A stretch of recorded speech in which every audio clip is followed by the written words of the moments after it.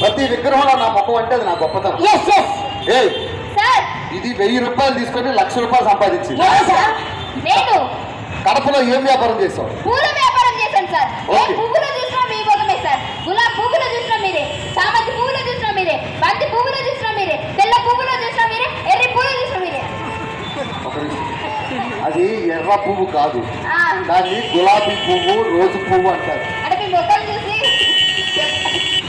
మూడోది, సార్ 100 రూపాయలు తీసుకొని 1 కోటి రూపాయలు సంపాదించారు. అవును సార్, అవును. ఏం వ్యాపారం చేసావు? చెప్పుకునే వ్యాపారం చేస్తారు. ఆడవాళ్ళు ఉన్నారు కదా, అవును సార్. నీతిగా చేసావా? నీతిగా చేశా. న్యాయంగా చేసావా? న్యాయంగా చేశా.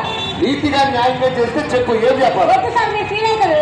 న్యాయంగా చేస్తే నేను ఫీల్ అవును. సార్ చెప్పు. నేను రెండో వ్యాపారం పందుల వ్యాపారం చేశాను సార్. ఏ పందులో చూసినా మీ ముఖమే కనిపిస్తుంది. ఆ పంది చుట్టూకి వెళ్తుంటే మీ ముఖం కనిపిస్తుంది. ఆ పంది చుట్టూకి వెళ్తుంటే మీ ముఖం కనిపిస్తుంది.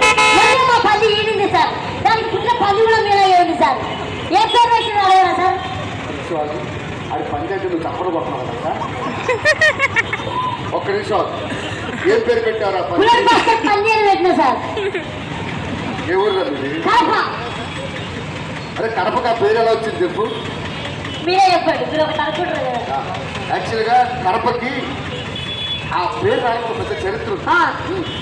ఒక రోజు విజయనగరం మహారాజు కడప మీదకి ఇలా వెళ్తున్నాడు.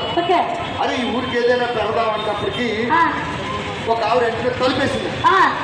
అరే ఇదేంటి కడపలో నన్ను చూసి తలుపేశారు అని ఆ కడప కాస్త కడప అయింది. ఎలా ఉంది? కడపతోనే కొడతారు. చందాలంగా ఉన్నట్టు చెప్పడం.